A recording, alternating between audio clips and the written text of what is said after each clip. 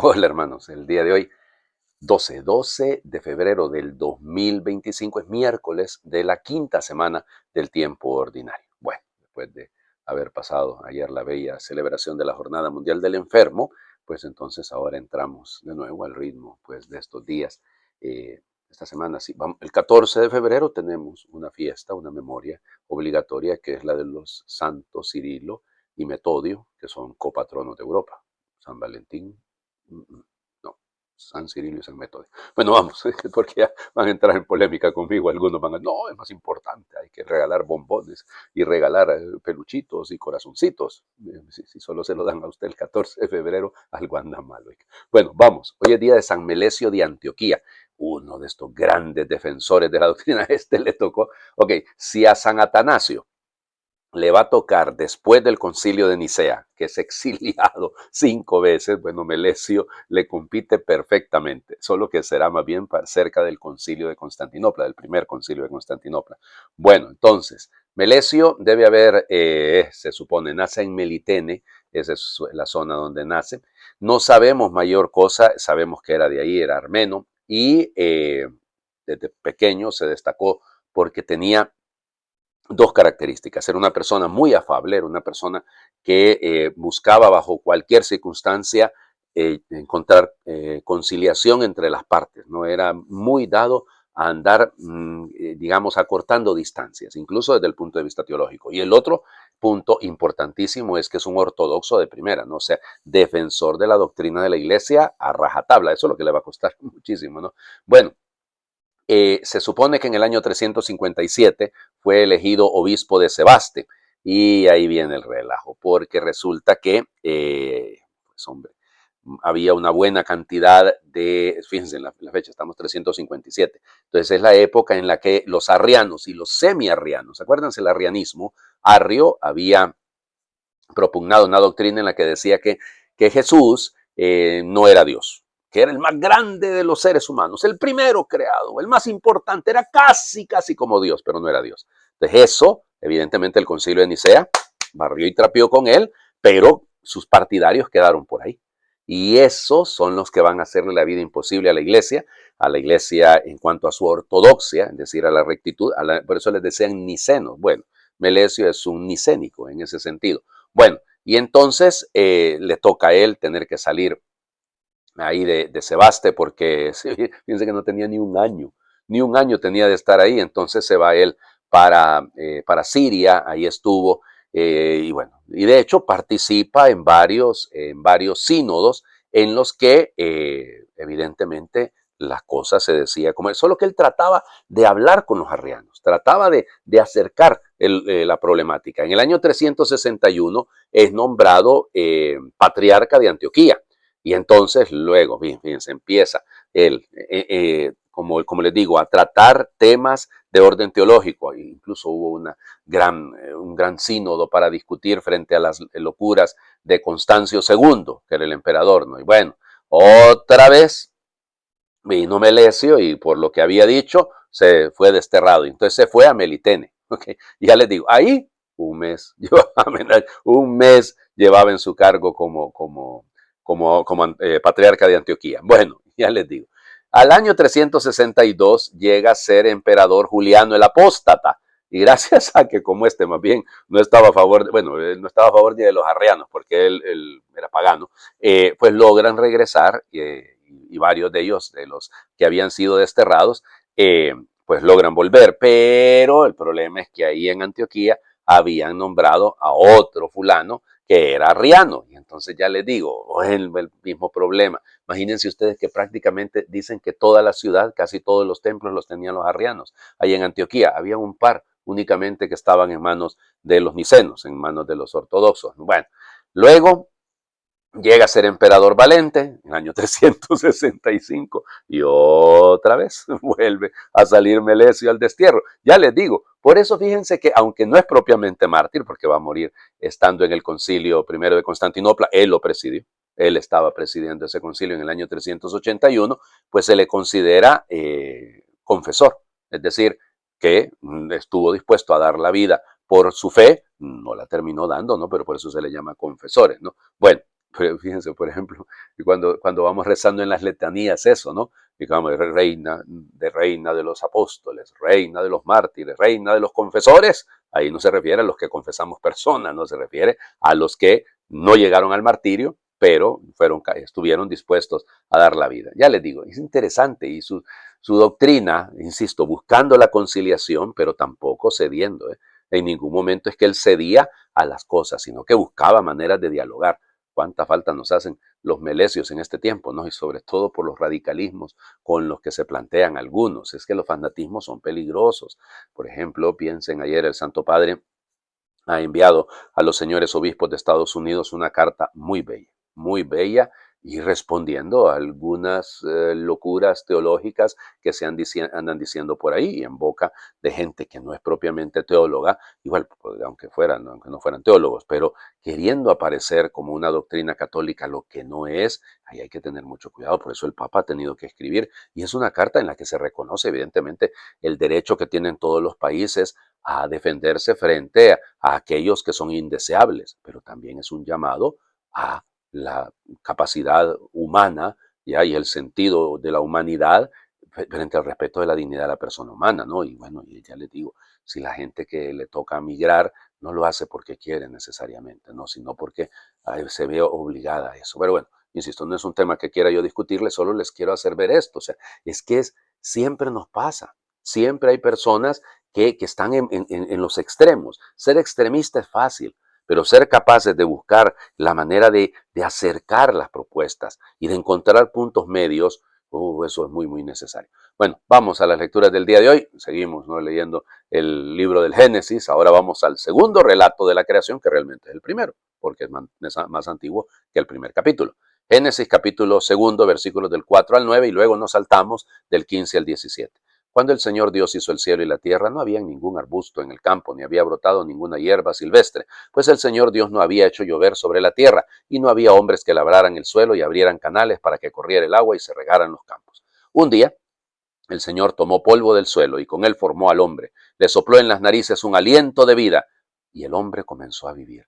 Después plantó el Señor un jardín al oriente del Edén y allí puso al hombre que había formado. El Señor Dios hizo germinar del suelo toda clase de árboles de hermoso aspecto y sabrosos frutos, y además en medio del jardín el árbol de la vida y el árbol del conocimiento del bien y del mal. El Señor Dios tomó al hombre y lo puso en el jardín del Edén para que lo cultivara y lo cuidara. El Señor Dios le dio al hombre esta orden: puedes comer de todos los árboles del jardín, pero del árbol del conocimiento del bien y del mal te mando que no comas, porque el día en que comas de él morirás sin remedio. Palabra de Dios, te alabamos, Señor. Bueno, lo que está detrás de todo este relato es una etiología, así se llama, piensen. Entonces, aquí lo que hay es un relato que pretende explicar cosas con imágenes, pero que efectivamente no está contando exactamente cómo fue. El autor de este segundo capítulo del Génesis, que no es el mismo autor del capítulo primero, el que lo junta sí es el mismo, que es Esdras, pero el que los escribió no es el mismo. Son épocas distintas, este es más antiguo, ya les digo, este se supone que tiene que haber sido del siglo IX, incluso algunos llegan a ser del siglo X antes de Cristo, mientras que el otro es del siglo, se supone séptimo. Bueno, igual.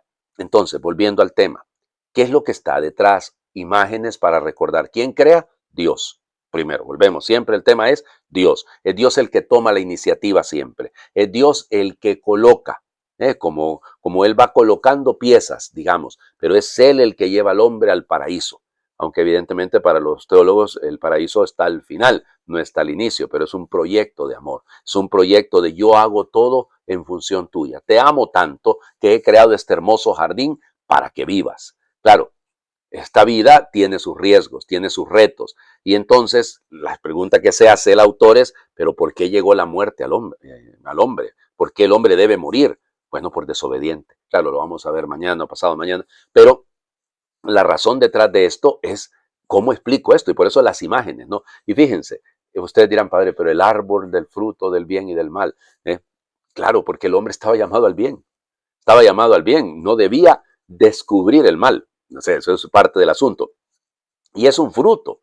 Eso es también muy interesante, ¿no? Es un fruto, es un árbol que da frutos. Interesante. Además, fíjense cómo comenzaba diciendo que todavía no había caído la lluvia, por eso no había hierba verde todavía no había frutos, todavía no había hombre que trabajara, que pusiera canales para que corriera el agua. Todos estos son elementos que nos están hablando de una cultura agrícola, sí, porque en lo que se produce, en lo que se siembra, en lo que el hombre cuida, hay suficiente para vivir. Solo que cuando desobedece, te mando que no comas, le dijo el Señor. Claro, la desobediencia del hombre, su curiosidad, todavía no vamos a llegar a eso, ¿no? Le va a llevar, le va a distorsionar el proyecto. Ese es nuestro problema. Evidente, esto tiene consecuencias también muy bellas desde el punto de vista de la ética ecológica, ¿no? Sí, de la ecoética. ¿Ya? ¿Por qué? Porque puso al hombre para que cuidara, para que cultivara, y el verbo cultivar en el hebreo es las manos, es algo artesanal, o sea que se trata de algo que yo trabajo con mis manos, es tan importante que meto mis manos en esto.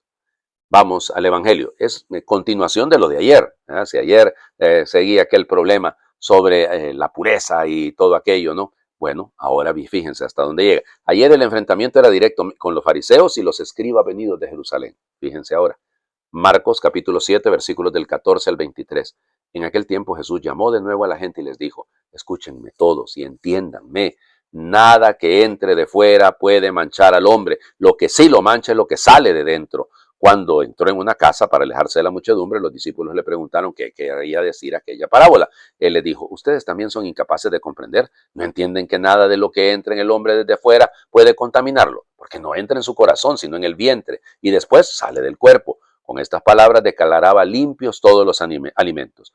Luego agregó, lo que sí mancha al hombre es lo que sale de dentro, porque del corazón del hombre salen las intenciones malas, las fornicaciones, los robos, los homicidios, los adulterios, las codicias, las injusticias, los fraudes, el desenfreno, las envidias, la difamación, el orgullo y la frivolidad. Todas estas maldades salen de dentro y manchan al hombre.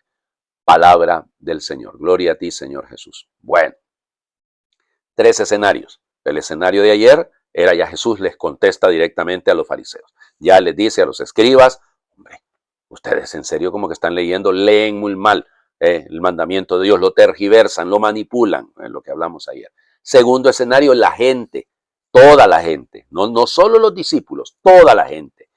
Ay, escúchenme todos y entiéndanme. O sea, Jesús es una doble insistencia en Marcos, ¿no? Por favor, entiéndanlo, hombre.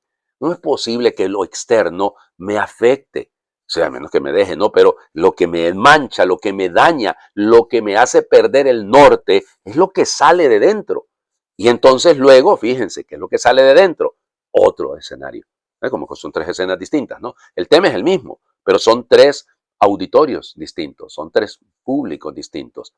Entonces ahora, con los discípulos, en la casa, fíjense cuántas veces llevamos enseñando. Si volvemos al capítulo 4, por ejemplo, que lo hemos leído apenas hace 2 semanas, con lo de las parábolas, nos encontrábamos que en la casa Jesús les explicaba. En la casa hay lugares pedagógicos en el Evangelio de Marcos, no la barca, por ejemplo, es un lugar pedagógico, la orilla del mar es un lugar pedagógico, pero la casa es el lugar de la intimidad.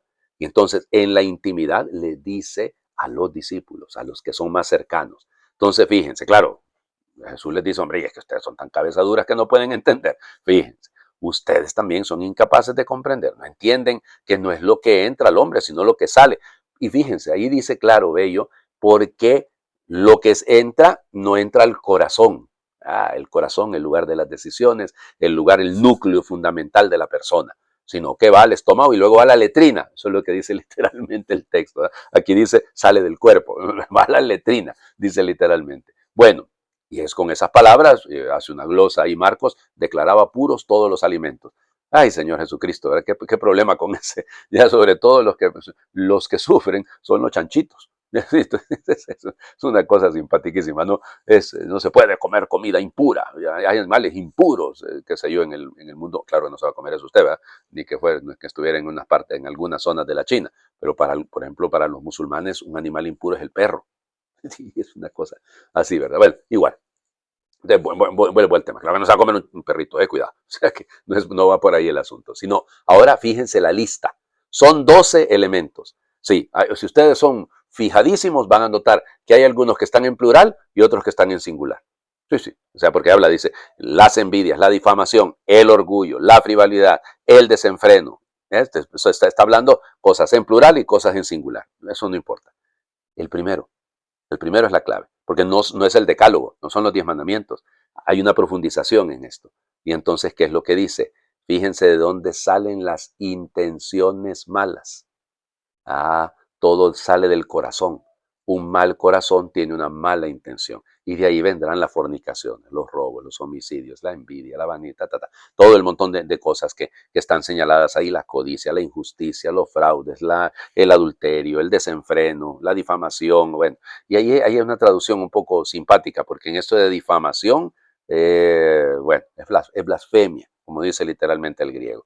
Pero sí, o sea, esos dos elementos son mucho más que los 10 mandamientos. No es exhaustivo, solo que lo que está dando a entender el Señor Jesús es que es de dentro donde está el problema. Si no cuidamos la pureza interior, de nada sirve que tengamos una pureza ritual exterior. De nada sirve que tengamos prácticas si al final lo que viene del corazón no es lo digno de Dios.